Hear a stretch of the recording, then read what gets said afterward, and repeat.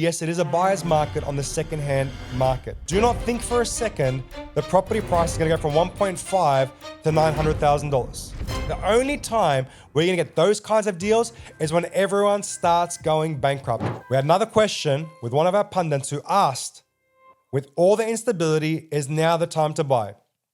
Answer is, for this very small window, yes, it is a buyer's market on the second-hand market. That is, for existing dwellings, it is the time to make your bet and make your purchase. But if you're doing it for an owner-occupier, do not think for a second the property price is going to go from $1.5 to $900,000. You might be able to get it at 1.47. You might be able to get it at 1.45. You might be able to get it at 1.44. But you're not going to get it at $900,000 because the person selling it has a mortgage they have to deal with. Or the person selling it is buying a new asset and they have to get the funds for that.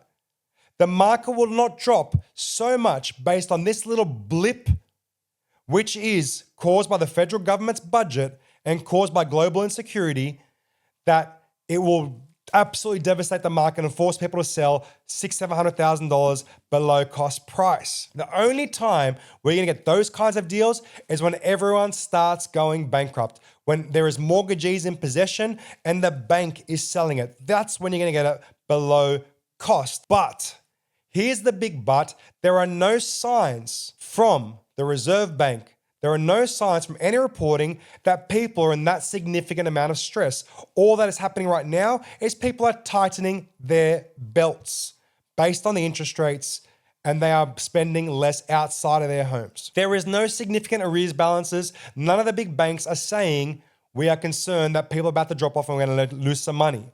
So those big drop-offs are not quite here. But where there is no drop-off right now, and that's the new home market, house and lands, townhouses, apartments.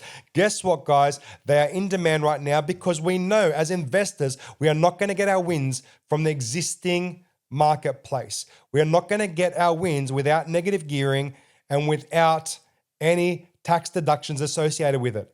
To get those wins with everyday mum and dad renters, we would have to slug them on rent and they can't afford it. If they could afford the mortgage payments, then they would have a house. So yes, is it a buyer's market on the secondary market? Yes.